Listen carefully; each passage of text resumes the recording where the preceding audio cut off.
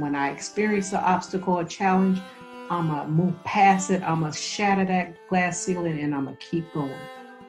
It hurts to smash a glass ceiling. Wow, we literally have to be superheroes to walk through this life. While I might have been the first, I pray that I'm not the last.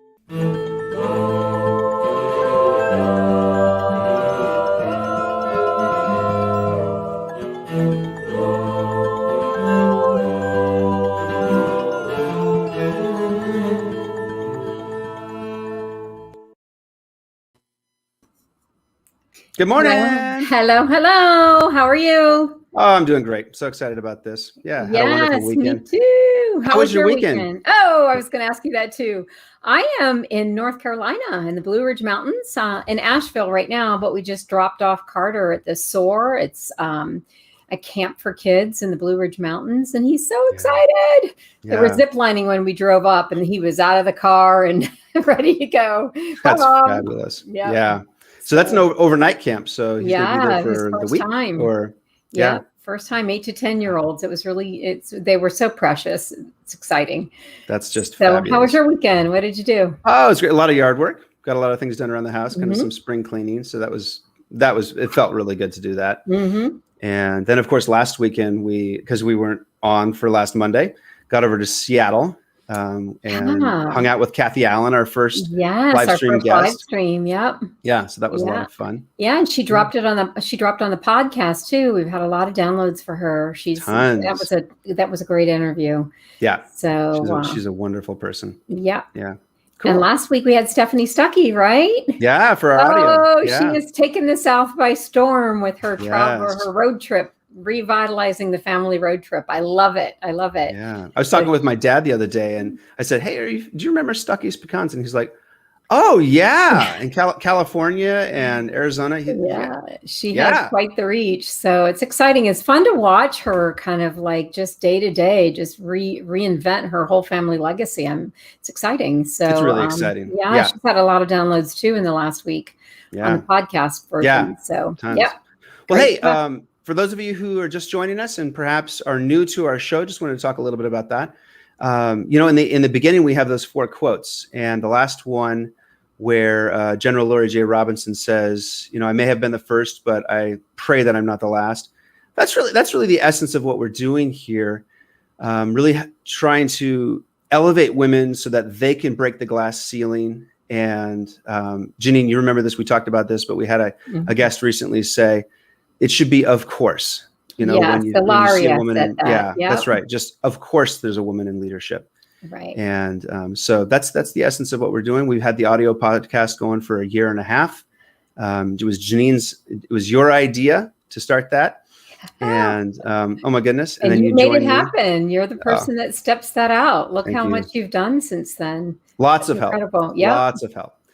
So and then we started our live streams about 2 and a half months ago. So March 8th, International Women's Day. Yeah. Tomorrow's the 2-month mark. So 3 months. Oh, yes. 3 months. Wow. Yes. So that's gone fast. So that's been a lot of fun. And listeners and viewers, you should check out the past episodes. Subscribe, download the ones from iTunes, and which you'll continually get the audio from these videos as well. Go back and listen to some of the past guests. They're amazing. And then catch the, link with us on LinkedIn because the announcements and reminders will come out on LinkedIn, and follow our page. Or they can subscribe on YouTube and they get the unedited version. So that's always kind of fun, right? It's kind of fun. Yep. All the F-bombs and all the fun stuff. Yeah. So do you have the mission in front of you, or should we leave that for another time? Let's leave that for another time. Donna? Yeah. Should we talk about Donna? Daniela. Donna was before. It's Daniela who's next. My mistake. Yeah. She's going to be fabulous. It's Donna Romanic, and now it's Daniela Romagnoli. Yeah, there you go. Yeah, so she is a professor, globally known, and moved recently, about a year and a half ago, to Saudi Arabia to lead a department there for university. And she's so passionate about teaching students business, and especially teaching young women how to run companies and move forward with that. So she's a kick, and she's gone through a lot of things, triumphs and challenges to get where she is. super intelligent and wise and wonderful. So next Monday, that'll be a real treat. Well, So, today's guest, yes, Liz please. Perpetua. Yeah. I met Liz, I want to say, I don't even know how many years it's been, probably 4 years ago. Yeah. And, as Kathy Allen says, she's part of the amoeba pile. Immediately, we were like fast friends and colleagues. And she just has so much vibrance and energy. She's been on this journey of self-discovery in the last 4 years. And I've been able to watch and evolve and change with her on this journey. And I really thought it would be helpful for people to see, somebody who's very much an intellectual, very left brain, sort of kind of come into her own and bring it all together. And I really thought it would be great to interview her today. And we have a surprise guest, which is a surprise to her. So we can't tell her who it is until she comes on. Nope. But I think it's something that people don't want to miss. Nope. And I'm texting our surprise guest right now to give us a couple more minutes. Yes. Well, I'm really excited because I think that, one of the things I thought about bringing on a surprise guest for Liz, and I thought about all the people she's impacted in her past. She's, on faculty in a nursing school, and she does incredible things. She teaches for, some biomed companies, that kind of stuff. And she's just fabulous. But I really wanted to have somebody connect her with somebody for her future. And so we came up with our special guest. And I think that she knows of this person, but she's never met her. So it's really going to be fun to connect them and watch that whole evolve. So I'm excited. Well, without further ado, let's invite on Liz Perpetua. Yes. Here we go. See if Nick can pull it off yet again. Hey, how are you? I'm doing great. How are you two doing? We're good. Where are you? I'm actually in Seattle after spending, time all over the place, mostly in San Diego, as you know. I'm back in Seattle last week and just enjoying being settled back at home. Good, yeah. What's the weather like? It's actually gorgeous today. Last week we had this crazy heat wave, 82 degrees. Wow. We don't know what to do with that in the Pacific Northwest. No, what is that? Yeah, we don't tan and we don't tan, we rust. Yeah, exactly. Well, Joshua and Janine, definitely. But today is gorgeous. It's sunny. We had rain all night last night. It was lovely to sleep too. But that's great. Yeah, and of course, I was over there briefly, as you know, for Memorial Day weekend. Same thing. We were on the beach. Yeah, 85 degrees. Beautiful. Where are we? So anyway, Janine, hop in. You were going to say something. Yeah, Liz, before our special guest comes on, I kind of wanted to give our listeners a little bit of context about who you are, how you define your work. Mm-hmm. If somebody said, hey, what do you do for a living? If you could just kind of give them a little bit of context before we have somebody come on, I think it would be really great. Yeah, go for it. Sure. So really the way that I, describe my work is, I am someone who just wants to be able to help people communicate and inhabit their best selves. It's pretty simple. And I do that in a few different ways. And that includes helping myself do that too. The first is really through my company. So I have a tech-enabled consulting company, and that's called Empath Health Services. So I've had that since 2016. So I've been very, very fortunate to work with about 20 different health systems in the country, really understanding team-based care, and mostly for heart institutes, so that we can really understand this confluence of people and process and how a team comes together to really perform. And, somebody smart once told me, that a lot of healthcare organizations really focus on process. And, for me, it's always about people. And so how do we do that? And that's really what I love. And that's really what it comes down to for me. But I also teach, as Janine had mentioned, I'm adjunct faculty or professor at Seattle Pacific University in the School of Nursing. Yeah, so I get to teach the doctoral nursing students there. So my core courses are leadership. So I teach all of leadership for the doctoral nursing students, as well as population health. And then I also chair the DNP committees as they're trying to figure out how can we bring about change and how can we function as a change agent. So what might that look like?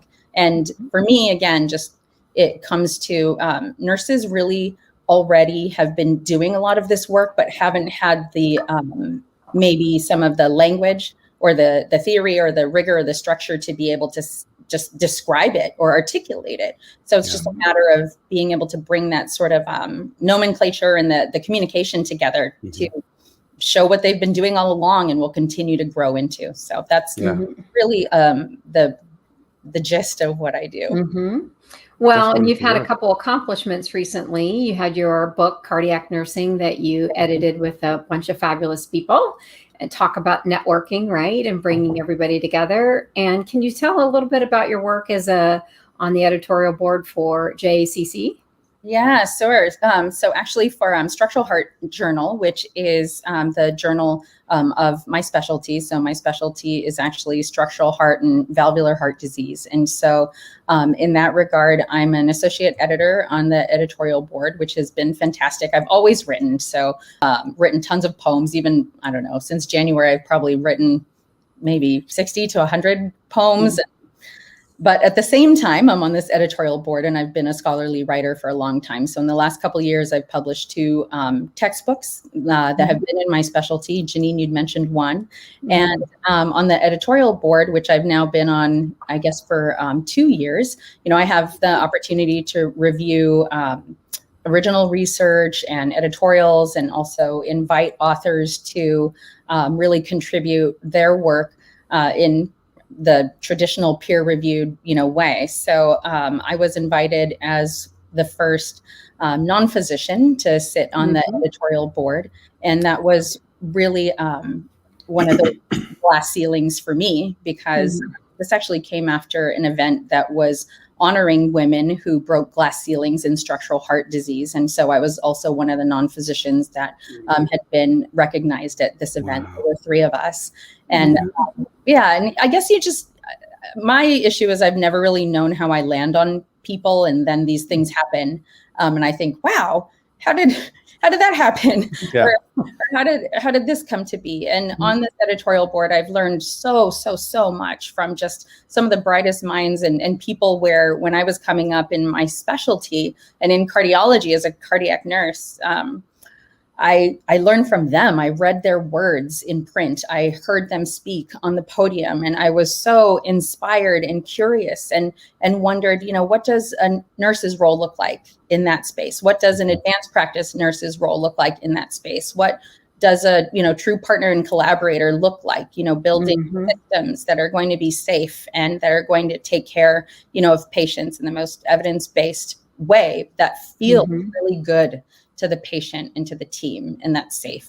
And so that's really when I'm on this editorial board and we're looking at research and we're listening to each other, speak to the merit of, the research and the design, the methodology of a study, or even just being able to read these words of people that I have just loved and admired, intellectually for so long, and to be able to contribute, hey, my perspective is this.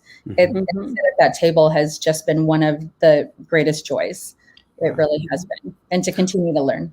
Well, Liz, thank you very much, and we will continue with a little bit more of that as we get into your journey. But we have a very special guest who is present. We would like to bring her on. So, Nick, if you would bring her on, that would be wonderful. Jenn! Hey! Jenn, meet Liz. Liz, Jenn Mazer. Hi, Jenn! I cannot believe it. This is so wild. And at the same time, maybe not wild at all, if you know what I mean. Surprise! Oh my goodness. Hi, Jenn. Hi. I was enjoying hearing you talk about all the things that you've manifested, and I wanted to meet you in person. Yeah. So let's give our listeners a little context. Jenn Mazer is the book of Manifesting Made Easy. She is from our 20th podcast episode, which we loved. Thank you, Jenn, so much for that. And Liz and I have had dinner a couple times, and she's like, I love that book. Oh my gosh. And so Liz keeps a manifesting journal, a synchronicity journal. And I thought, oh my gosh, I have to introduce these 2 people. So yeah. So you read my book, and tell me what happened. Yeah.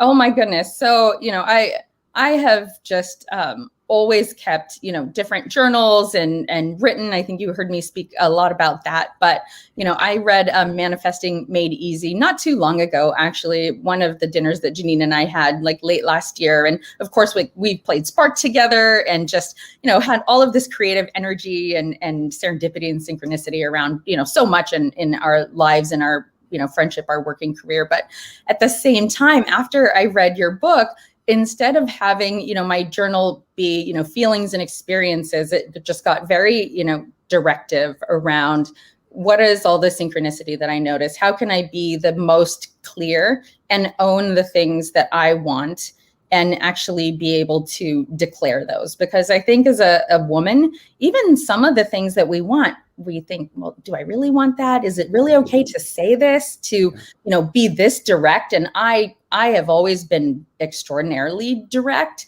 and bold. And sometimes, if that's coupled with intensity or urgency, as a woman, that can be very big to people.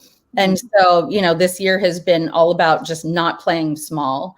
And I read your book and it helped me to say, okay, what is this in its, biggest, most heartfelt, most abundant form? But how can I say that so clearly for me and in a place that's bringing me joy and, sparking more joy for, the people that are in my life and the people that'll be in my life that I haven't met yet, like you. Yeah. So the question I have, Jen, if you were just hanging out with Liz one-on-one, what would you say in response to that? How would you coach her? What is your response? Well, I think you're exactly in the right place. I mean, it shows when you are focusing on, paying attention to the signs and synchronicities, it's increasing your intuition, that muscle, right? And so the more, you specialize with the heart. So the more that you're practicing that, right, the muscle gets stronger. And so we're all intuitive and we're all manifesting whether we realize it or not. And the more that you're consciously aware of it, and being intentional about the practices, the more that it just happens effortlessly. That's why my book is called Manifesting Made Easy. It's just, you're in the flow and it just keeps happening. And, oh my gosh, can it get even better? Yes. If I allow in the opportunity and the possibility, which you were just talking about. So it's continuing to open up. I love to think of it like a flower, right? Absolutely. To open up to more and more possibility. Oh. Yeah. So it's things that we're already doing naturally, but then becoming aware of them and allowing augmenting your intuition to speak to you. Yeah. Jen, I want you to know that what the game Get Sparked did for us, because I've known Liz for, at least 4 or 5 years, and I didn't know her dance moves or that she could bust down a split. Like, I forgot. She did that at one of our Spark games. And everybody in the room was like, wow, Liz, you're like the talents that come out of Liz. We can never expect them. But because of that game, we know lots of things about Liz now. She can sing, she can dance, she can do a split. So it was really fun. Yeah. That was so fun. Yes. Yeah. Well, I should just ask, Jen, how's New York? How you doing? I'm actually not in New York anymore. So one of the things that I manifested was I bought a home in Atlanta. Right. You mentioned that. Yeah. All the pandemic stuff. I actually gave birth to a second child, a son, on the same exact day that I gave birth to my daughter 9 years ago. Oh my gosh. Home births. So they were born 9 years apart, both at home.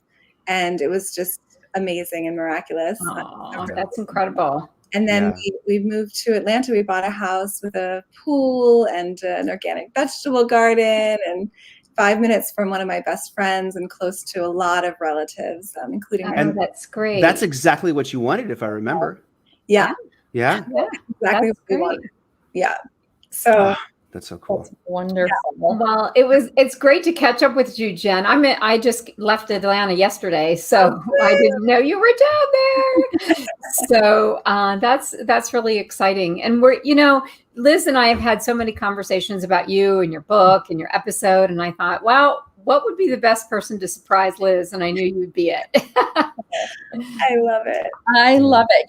I got to tell Jenn just one quick story if I can. Sure. Go ahead. Everyone wants to hear it. So Jenn, when I was at dinner with Janine the other night, I was showing her, on my phone, the synchronicity journal that I've kept. And it's just since January, because I restarted one at the beginning of the year, and I was scrolling and showing her like, look at all of this. And my life has always been like this, but it's just a matter of, being able to actually, with that clarity, do this. And at any rate, I'm working with a group right now where we are actually taking a lot of these research questions that we have into a research study called the Empower study.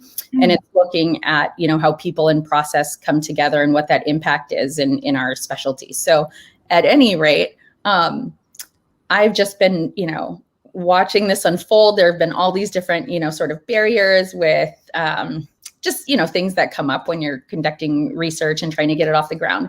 And I just kept telling everybody, you know what, everything's happening exactly as it should. It's going to come to us. It's going to unfold. It's fine. We are in it. Our hearts are in it. We've been very clear about what we want to do. We're good. I'm trusting. Yeah. And then last week, out of the blue, like the biggest, dreamiest sort of, like, I could not have even, pictured the how, right? Which is totally not the point, right? That's exactly it. And we get this call, and it's essentially that biggest, dreamiest, support that you could ever imagine in our field comes to me and says, we want you to lead this, and we would like to empower you to do this. And I just started laughing, and I said, you know what the name of our study is? And she says, no. And I said, it's the Empower study. I love that. That's like the chill. Yeah. So we had a good laugh about that. And and so we're continuing the conversation, letting it unfold. It's pretty transformational. It's amazing. And it's so nice to hear your story, Liz, and just see all the amazing work that you're doing, and the fact that you come from this medical background and you're applying these mindset principles from my book, Manifesting Made Easy, just to see that you can actually have both, and what you can accomplish when you do that. So thank you. I'm so happy to get to meet you and hear from you. Oh, Jenn, thank you for listening. Jenn, thanks so much for hopping on. Yeah, it's great to see you. You Last look great. Yeah, we appreciate it. We'll talk soon. You're awesome. Keep manifesting. Yeah. We love you. Thank you. Bye-bye. Bye. So that was Jenn Mazer from episode 20. So Surprise!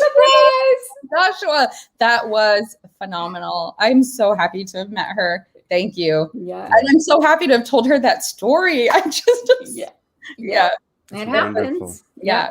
We had this on Friday. We had this, sort of like emergency investigator meeting because of the this conversation, sparking out of the clear blue sky, so to speak. And I had told the group, and we just were so amazed and so full of joy and possibility. It was wonderful. It was really wonderful. That's Yay! fantastic. Well, Liz, I'm going to come back down. Yeah, from that high. But we'd love to hear your story and dig in and start at the very beginning and hear about your childhood and things that happened that really helped you kind of determine your path or move into pivotal places. So the floor is yours. Oh my gosh! Well, thank you. Well, I'm first generation Filipino American. I was born in San Diego, and my parents are both from the Philippines. They met here in the States. But I grew up in a multi-generational, household. I had both my grandparents in the house. We had all of our family really like within a 30-mile radius of each other, and sometimes even closer. But we were also the home where, as different family were immigrating from the Philippines, my parents took everybody in. So, I had tons of cousins all around and often in my own home. And until they, were on their feet, we were all always together. And I was, we talk about birth order, right? Like thinking about Kathy's live stream, and I was the oldest. And but also, for some of my mom was one of 5, and my dad is one of 6. So I was also the youngest of sort of the older generation of cousins. So I kind of got to have both experiences. And a couple things came out of, the way that I was raised. One was I really understood, this interdependence where, you were part of something that was bigger than yourself, where there was, legacy and love and a freedom, in that sort of that, dependency paradox in which you could really be safe to be your biggest, brightest, most independent self because of that security. But at the same time, there was a lot of insecurity. There's also another Filipino thing called pakikisama, which is like to go with. And it usually means like harmony, right? Like harmony around people. But in the sort of colonial form or in the insecure form, it also relates to social conformity. And where, if you think about the collective, it can also kind of drown out the individual. And you also heard me speak to Jenn and to the two of you about how, sort of my natural inclination as a kid, I was super intense. I was really bold. I just asked why all the time. I was, talking all the time. Whatever my parents were doing, I was like, what are we doing? Where are we going? And I was just always, like voracious about whatever it was that I was doing. And that was, and could be overwhelming, especially when it's very much about harmony and about, conformity. And there's very much, even still in me, a fight or flight or a survivalist kind of, pathway that gets triggered in my nervous system when my natural inclination to either speak up or to be bold or to talk about, what's on my mind, it always comes up still. That old tape, that racing heartbeat, those things still come up for me. And I've always done it anyway. And the difference is I've become much more aware and sort of gracious to myself about that. And so the intensity is less about, bringing it over or carrying it across a finish line than it is about just sort of, speaking from my heart or listening from my heart or trying to stay curious or neutral about, what's going on or what that means. And coming back to that interdependence and sort of equanimity around that, whether it's when I'm on this editorial board or when I'm talking to my kids. So I think, when Janine talked about this integration, or, Joshua, you wrote such a lovely piece about connecting head and heart. I mean, that's really what it's been for me. I've always sort of been on these polar, sorry, I'm trying to figure out where my hands can be like, okay. Yeah. Right. The intensity piece means usually I'm like operating in black or white, even if I see all this nuance, all the gray, like I can perceive it all at once. But how do I kind of bring harmony to that? And for me, really to have that kind of peace. So reconciling and really, coming into my own with those stories, with what it's meant in my body, what it feels like, to speak from or listen, with my heart. And then to also show women and nurses, my young sons, the power in that it's not a soft skill. It's a hard skill. Everything that is easy to say is hard to do. Be yourself. Try it. Yeah. Well, this is fascinating. I want to jump in because this is just driving 1,000 thoughts right now. But, in Western medicine, in Western philosophy, there's the divorce of the mind and the heart, the divorce of the mind and the body. Yeah. And it sounds a lot like you have found a way to reconcile and bring together those. Would you say that that was an element early on that was driving, that you overcame and brought more understanding into how they're connected? How would you respond to that? No, I think that's fascinating. I think it comes from being my parents were immigrants here, and I think a lot of, being a person of color is, how do you respond to the experience of being the other, right? So especially as my parents were striving, we didn't have much growing up, but they wanted to, be able to provide everything that they could. And this meant that, the home that, they strive to have for us later, in life I was the only person of, color really in my classes, and my experience of, being an other, especially with my intensity and so on, it made me sort of lean more into where I was getting a sense of belonging. So my sense of belonging would come from, my intellect, right? So if I was, like the top of the class, or if I was, receiving some award, or I was productive or generative or whatever I was doing, I mean, even when I was little, then that was really fueling and feeding my reward system, right? So then you become very much intellectualized, even though I was always very heartfelt. I was always writing poetry. I was always singing and things like that. But that wasn't necessarily what was allowing me to feel that belonging either at school, outside of my family, and then especially as kind of being that bridge between the cultures. It was also more reinforced, that mind, piece, because the heart piece was already there. So it was, that mind piece, and that intellectualization of experience being valued. And, it ended up, right, education is everything. I got my master's, my doctorate, and so on. And even then, my values, family and joy and love and freedom and legacy, I mean, these things, creativity, they were all still there, but it still took a bit to kind of walk away from that. It really almost, too polarized Productivity and intellectualized mind value, because there was so much reward there, and it was all external sort of, reward, versus what do I really want? What is best serving me and my family and my spirit, and feeding my soul and bringing me joy and helping me feel healthy and whole. And it took a while to realize, because those rewards that you can get in Western culture, right? Have this title, have this opportunity, walk through this door, how about this thing nobody's done before? We want you to try, to build this. And those opportunities just kept coming and coming and coming and coming, when you're competent and when you, enjoy it, they'll continue to come. Right. And people will give you, right, an opinion or a role or a title, until you realize it's, what do you want to do? Right. What really speaks to you? And that's a different kind of,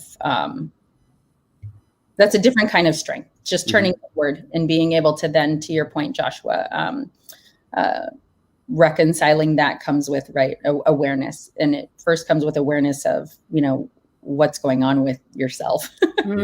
Yeah, it's powerful. Was there a pivotal moment for you, Liz, where you just were like, hey, listen, am I in alignment, or what's happening here? Is there a pivotal moment? No, for sure. So I have always been very entrepreneurial thinking, that entrepreneurial mindset. In most of the conventional roles that I've had, I have had a role in building something, or starting something that may not have, been in place previously, or, building teams that weren't there previously, or writing job descriptions, processes, and so on and so forth that may not have been there before. And that was something I loved to do. But in 2015, I had not taken a position that I had really wanted, because it seemed like it was not aligned with who I thought myself to be as kind of a nurse practitioner, and as somebody, kind of this Florence Nightingale image that I had in my head.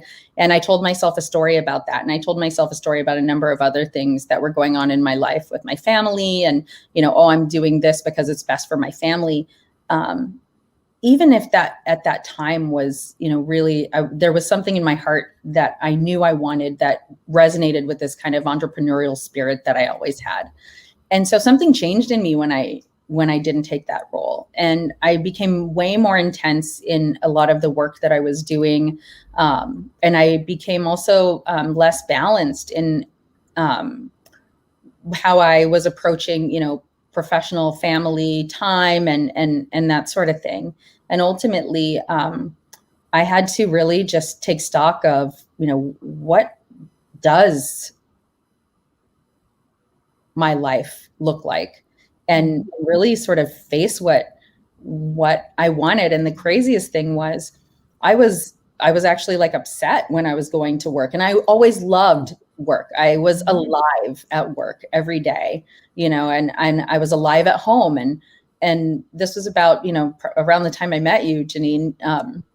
I didn't feel that way. And I'd never felt that way, in anything that I'd ever done before. And I just knew that it was not something I could continue to do without really, being curious about what I needed to do next. Mm-hmm. And so that for me, recognizing that there was something in me that wanted to kind of get realigned, because I was spending so much more time as my kids were getting older, and my best energy at work, and not leaving that for, my children. And, and it almost for me felt like a weakness to say, you know what, my number one goal is to be able to give my best self, my priority, my one great thing. I want that to be my kids first. Like, I want to raise the most wholehearted, most, joyful kids who, have that, security, independence, where then they can be their biggest, brightest love. And I knew I was not living in a way that was congruent with those values. My heart was not coherent with that. And I struggled with that. And so realigning my whole life, and even admitting, right, that as a woman, you feel like, well, I'm supposed to be striving and continuing to climb this ladder. I'm supposed to be breaking more ceilings so other women can come, after me. And as a woman of color, I felt it like acutely, but I could not deny the fact that my heart was really, for my kids, and what I was, telling myself, continuing to, like plow and just, like that. It was a tough road to hoe at work, because that wasn't where my heart was. Couldn't do it anymore. Not in that way, right? I just had to figure out what did that look like, and that's what I did. But it's, it took, and is still, right, something that I consciously come to every day. But it took a while before I could admit to myself that that was really, truly what I wanted, and what living and working for my family meant then was not working for me anymore. So I had to, right, just really realign. What did that look like then? What do you mean? Yeah, as far as behavioral change and daily rhythm change. Oh, well, I left academic medicine, for one. I'm extraordinarily other focused and service oriented. So if you tell me that, there's this fire to put out, and this patient's life is on the line, or this program, has this quality, initiative that needs to be met, or whatever that is, like, that is where my focus will be and go. And and a lot of the nature of what I was doing meant that we were on all of the time. And, I really had to think about what that clinical practice looked like, at the same time that I was still doing all of these other things that you've heard me talk about, right? I haven't stopped. In fact, I've intensified my, work with the American College of Cardiology, in writing and publishing and teaching others to write and publish. And I was doing all that and working, full time in academic medicine. And I just couldn't keep doing that.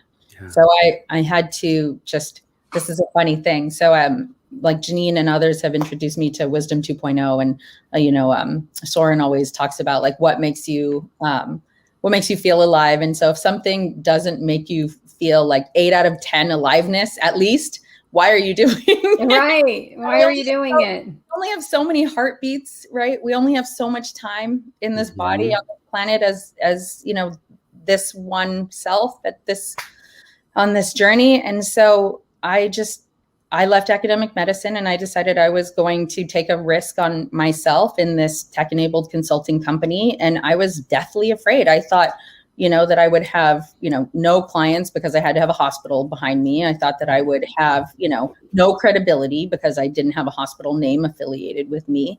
And I was also trying to, you know, be the best mom that I could first. So how could that company be? You know, I thought all of those things to myself. And well, you know, Liz, I would love for you to speak to, I think some of our listeners would be interested in your journey to calling yourself the CEO of your company, because I remember there was a little struggle with like, what do I call myself? Like, so can you talk about that a little bit? Because I think that was a pivotal moment in your identity too, quite honestly.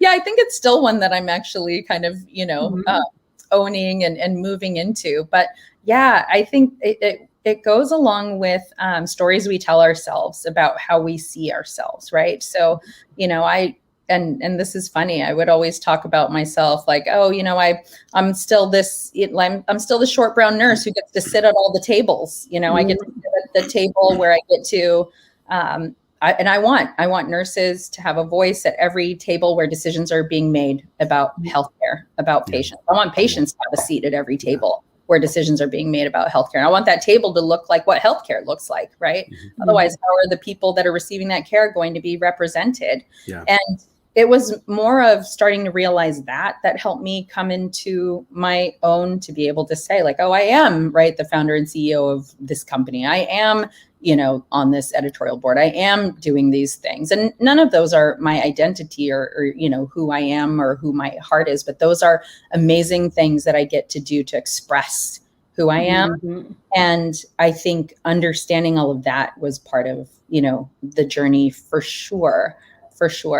And, you know, it really sort of all culminated too this year.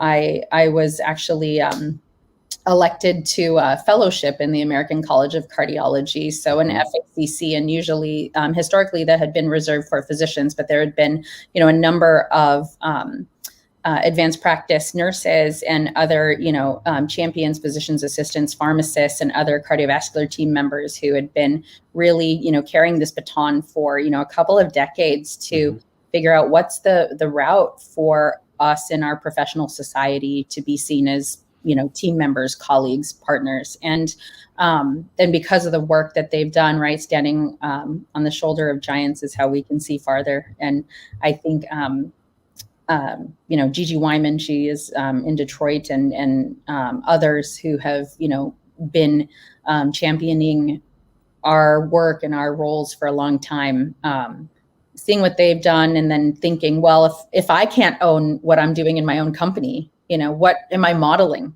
for other people? So it was really that example that others had shown me that helped me to step into that and to be courageous. Speaking of that, who has supported you along your journey? Who hasn't? I think well, trust me, there have definitely been people that haven't, but I know that feeling. Right. But at the same time, gosh, you know, I have to say, like my parents, like 1,000%, you know, they have always supported me.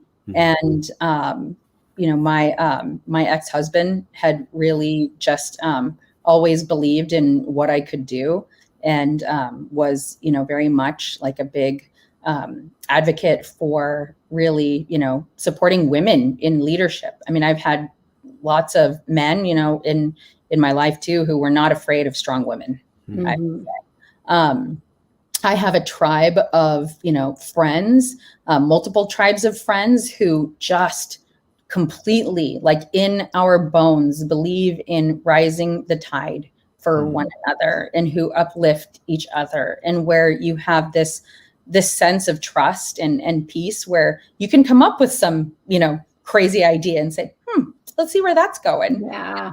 And I am the idea woman. Like, I am an idea generator. And then I love to, see these big, systems pictures come to fruition. And these tribes of women, I mean, oh my gosh, I can name them all, but they are really, they're sisters, they're family. And I'm so lucky to be able to lean on them. My kids, my kids understand values, and they say, well, go do that then, And I say, okay, you go do that then. They're like, yeah, I should. I will. I want to, I've been so lucky. And even still, I think there's something very ancestral about the support that I feel.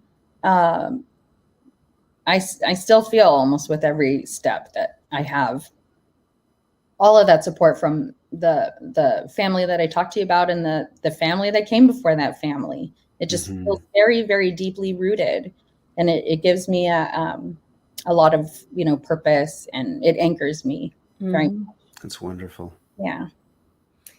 So I would love to know how your approach to conflict has changed over time. I don't think you get to a place where you are without having some conflict. Yeah. Well, I can tell you how I used to deal with it when I was younger, which was always head on.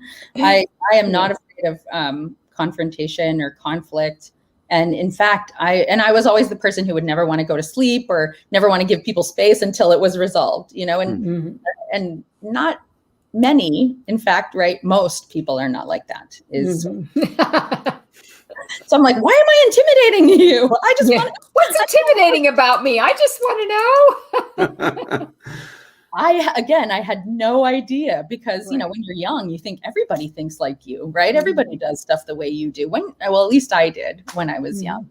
And I think, most of us, well, I can speak for myself anyway. It took me a little while to really understand that wasn't how most, people operate under the distress of having, right, like truly differing perspectives and understandings of our own unique realities, and that's totally fine. And I was always coming from a curious place, but I also it took me a little bit to really understand that was my approach was not everybody's approach. So I think that was number one.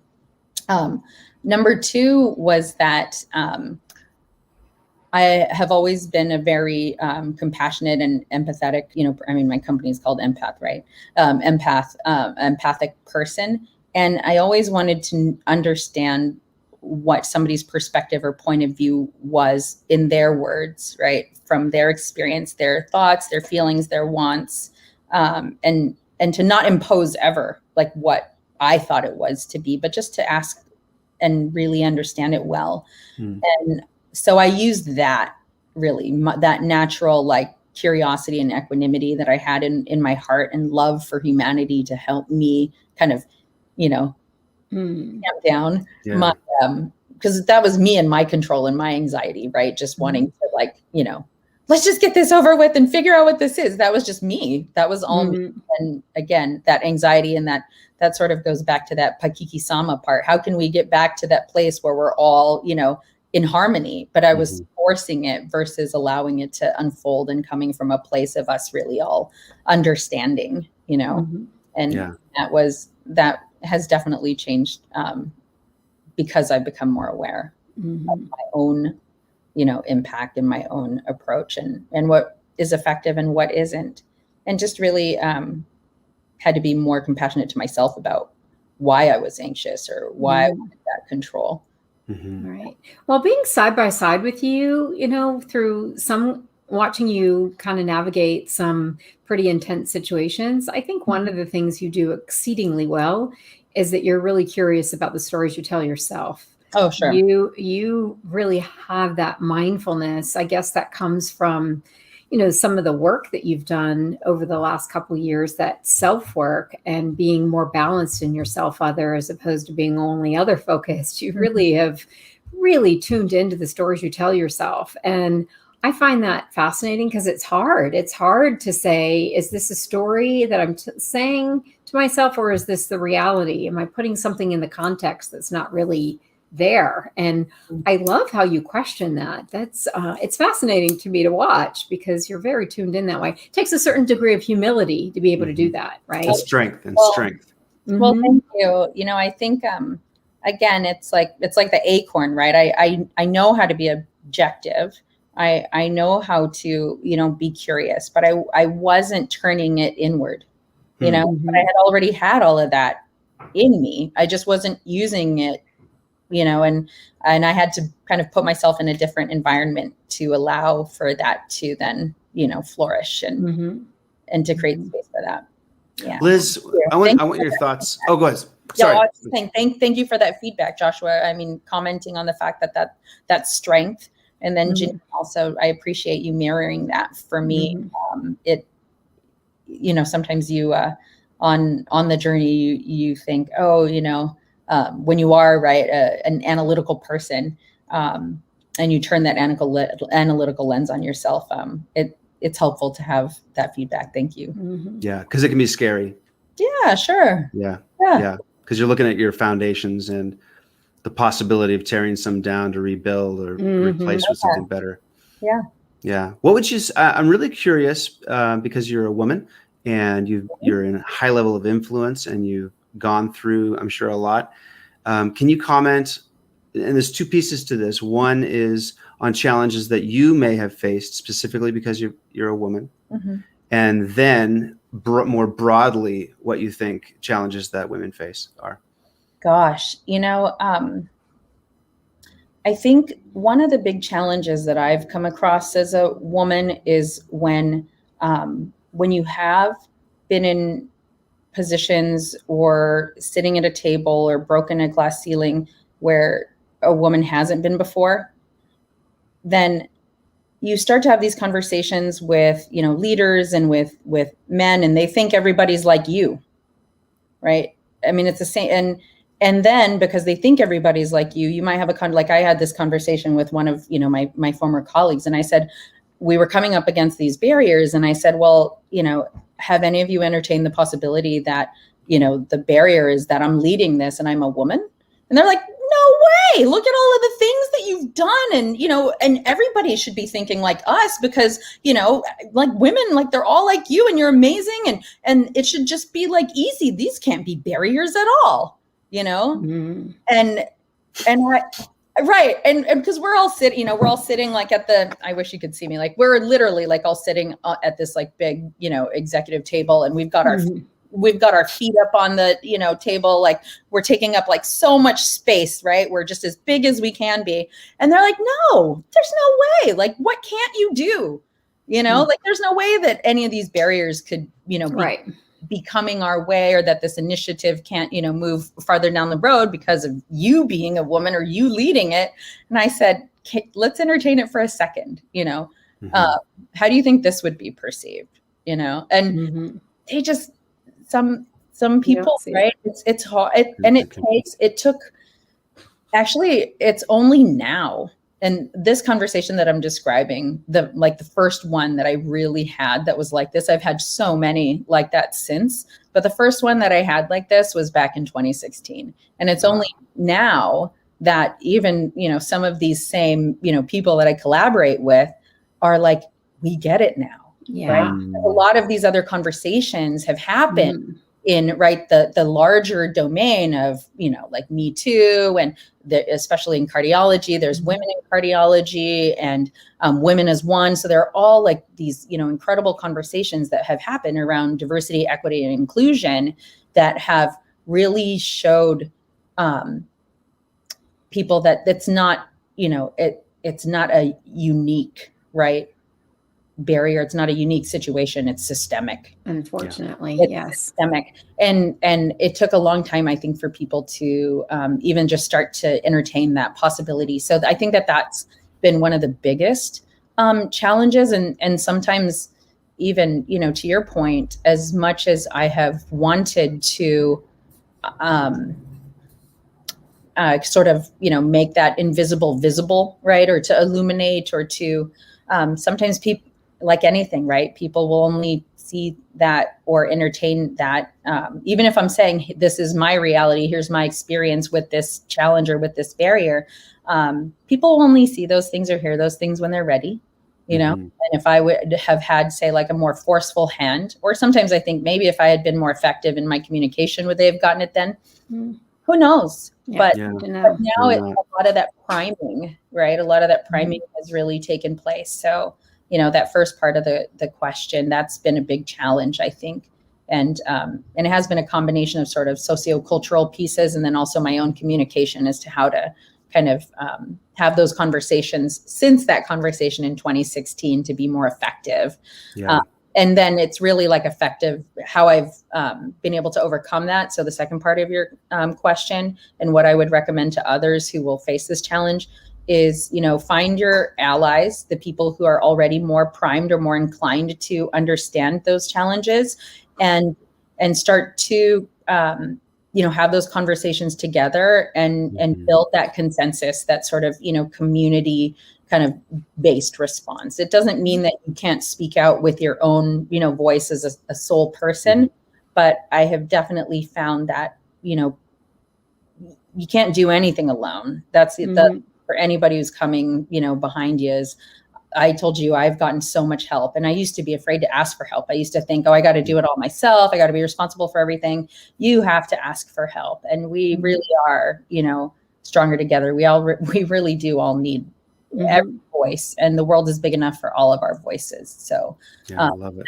That has been very powerful for me. Well, and I want to clarify, because, you know, I know you well enough that it's not just help from your women tribe, it's help from anyone. It's anyone. You know, those discussions with men are just as important as the discussions with your women friends. And I think sometimes we think that we don't talk like that in mixed company, and that's exactly where we should be talking like that, right? No, exactly. I mean, I think too, I mean, to your point, and I'd mentioned, I have had many men in my life who have not been afraid, you know, of women, and in particular, you know, men in my life who have been big supporters and champions of me, you know, and I'm very, very fortunate to have those relationships. And especially when you think about sort of, you know, doing these things as in a different, right, area of hierarchy, like medicine, right, where there's nurses and then there's physicians. It really is about, say, now we're doing something that's about team-based care, right? Like this Empower study. Is this now where we include, right, physicians? Yes. Whereas perhaps in the past, historically, physicians may not have thought to include, right, non-physicians. What do we want to model? Do we want to make, you know, that same, right, sort of, whether it's conscious or unconscious, you know, exclusion? No, we want to bring people together. So we want to be able to do that too. But yeah, you're completely right, Janine. So we have a couple more questions, but, you know, people always want to know, what are you reading? I mean, we love to read and fill our cup with knowledge. What does that for you? Oh my goodness. So I'm always reading probably too many books at one time. So I am reading this book called Rocket Fuel right now. And so it's really about, it's about leadership, and particularly leadership in growing companies. And it's about, you'd love this, Janine, because it's actually about assessments as well. So there's an assessment about in leadership, and particularly for new companies or big companies, do you have a visionary and an integrator? And that is part of rocket fuel of having a visionary and an integrator. So if I know I'm a visionary, right, and I know I'm very unhappy when, after I've done my visionary work, if I have to then do integrator work, right, I have to be aware of that, right? So if you know that about yourself, and then you have that partner complement, yes, exactly, that partner, that makes all the difference. And some people are, you know, can do both, or are naturally inclined to both. But there's one in which you feel, right, the most alive, where your cup feels like it's very full already. You're not giving from an empty cup. So that's sort of the difference. So Rocket Fuel one. I just reread Big Magic. With Gilbert. So I just reread that one. which I love. And then I'm actually. She has a great podcast, you know. Her No, podcast, I listen to her podcast all the time. It's fabulous. Elizabeth Gilbert, I think it's called Magic Lessons. I just listened to it yesterday. I downloaded some because I didn't know until I was just curious. I got Spotify recently because of the kids. I didn't have it before. And then I'm reading Leonard Cohen poetry is the other thing. Oh, Leonard Cohen. Wow. Yeah. I So love it. Yeah. How do you care for yourself? What are some things that you do? Well, I block the first 3 usually to 4 hours of my day for me. That sounds pretty wild. I have 2, except for 2 days a week. Yeah, except for 2 days a week. So I know. So I will journal, meditate, exercise, and then focus on, what are my goals? What do I want to do? And I'll also usually sing. And I just started playing the ukulele. So only to accompany myself while singing, because singing gives me so much energy for the rest of, my day. So I make sure that those are priorities in those, first few hours that I'm giving to myself. And then I would have loved a little concert, a little sample. Well, you can edit it in. Maybe I can send you a clip and you can Yes, I would love that. We'll do it. I'll just sing, I'll sing to you. Yeah, that would be great. Yeah. So what advice would you give your younger self? I would just I would tell my younger self, just imagine that everything that you feel and that you want and that you know and that you don't know, it's all possible. It's all possible. So don't be afraid to play big. Just really follow your heart, listen to your intuition, and play as big as you can. From your heart. Honestly, that's it. It's the same stuff I tell my kiddos. Wow. Yeah. Last question, which makes me sad because you are amazing, and this has been such a fun discussion. Liz. Thanks, Joshua. Yeah, absolutely. What are you most hopeful? Sorry, please. No, I was just saying this is so terrific. I love that you and Janine have just really, created this. It's so powerful I'm going to actually have all of my nursing students just go and listen to all of these, because it's about leadership and it's about women and it's about how do you find your voice and how do you, share that journey so others can learn too. And we don't know often what's possible until we hear hey, this happened. Somebody tried this, somebody did this. So for me, this podcast and your live stream now has been about exploring those possibilities for women and allowing women to speak for themselves in what they've done. So thank you for that. Absolutely. Well, and I also think storytelling and people's narratives are the oldest form of teaching, right? Teaching and learning. And there's nothing technologically that we can supplant that with. It's all that self-process, self-awareness. And so I just really love hearing your story. And I know you, and I still I've just loved it. So I can't get enough of Liz Perpetua, that's for sure. You're very insightful, and it seems like you grow by the minute, and I want to be that. So yeah, absolutely. Well, and just before our last question, you had mentioned Wisdom 2.0, and I attended the online version format just a couple months ago. Yeah. We've snagged Annie Gallagher as a guest. Yes. So she is phenomenal. So just as a quick aside, so I've been doing their inaugural 10-month course, The Heart's Path. Oh my goodness. The faculty have been amazing. All of the community has been amazing. It is really something to start in a community where the expectation is no agenda and trust and belonging. Right. Huge. So rather than that being something you earn or get after you've proved yourself how many times, or you've had how many, I've had this threshold of conversations. Now I'm in it. It's not like that at all. It's been so powerful. So it's 10 months.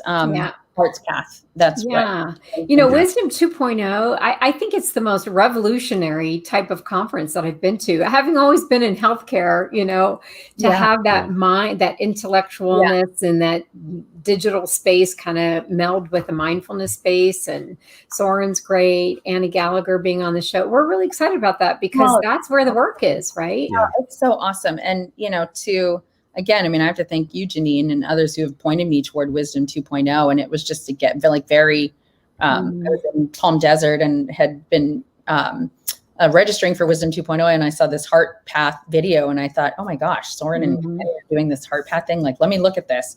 And it literally spoke right to my heart and from my heart. And I thought, I'm going to do this. This is going to be, another way for me to listen to my intuition, like Jenn was saying earlier, and just be, very confident about listening to my heart. It was fun. It's been fun so far.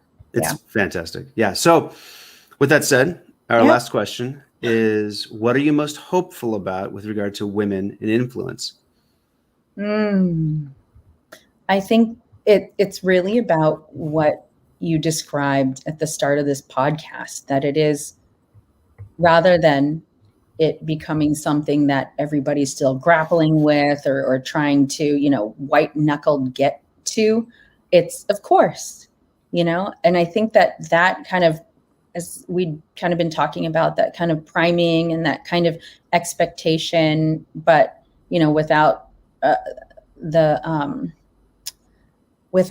kind of heaviness of the past, but honoring the past, that legacy is there, and that the women that are coming, after us are already embodying that, right? They're sort of unencumbered in some ways, but also at least, these younger women that I'm mentoring, that I'm teaching, they have a sense of that legacy and honor it. And I think they'll just honestly fly because of it. And I feel like, if the generations before them, if I, and then the men that are around them that are, with women, are living and doing, what is authentic to ourselves and what, does bring our brightest, right, biggest, highest selves to the table. I mean, I really just feel so hopeful that it will be, of course, and that women will honestly, it'll be breaking those glass ceilings and not just feeling all, I think, like for me, there's a lot of pain breaking ceilings. And, hopefully there will be that opportunity for them to break new ones and also, just fly. Yeah. Liz, this has been such a privilege. Wow. Thank you. Thank you. It's always a joy to see you. Thanks. It's been such a pleasure. I have just been delighted at every turn. And thank you for bringing Jenn Mazer. That was yes. Isn't that incredible? She's delightful. Yes. If anyone wants to listen to her episode, it was episode 20. And, Liz, you're actually one of the reasons why I wanted to have her on the show, because we had so much fun at that Spark thing. We did a Dare to Lead workshop and then came back to the condo for drinks with some of the participants, and we played Sparked. It was out of control funny after an intense day of Dare to Lead, right? We had this, we just played this game and it was brought out the best in everybody. So we had some fun people there. It was great.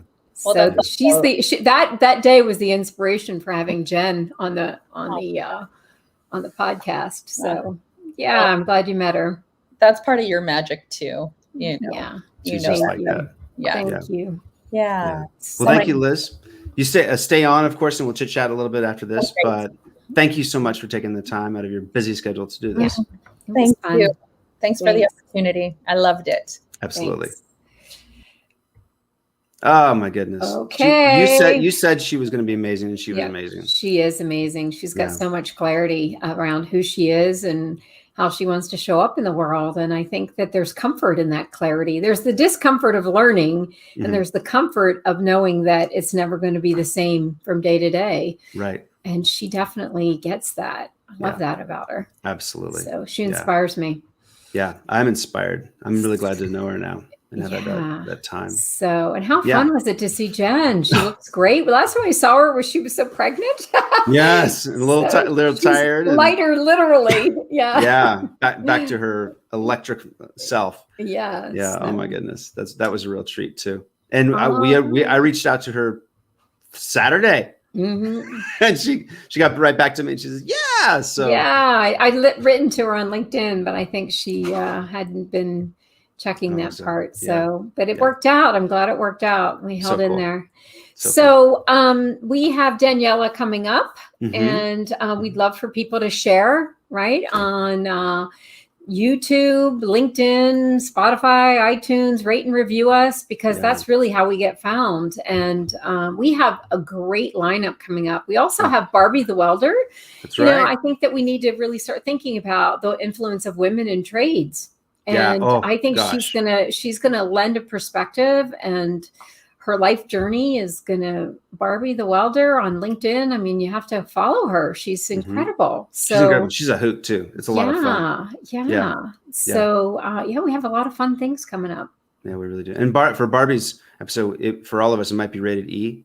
There's a chance we'll drop some bombs. So just FYI, you know, it's going to be a kick in the pants. Yeah, she is. Yeah. She's quite the character, but yeah, she's got a lot to share. So we're looking forward to that.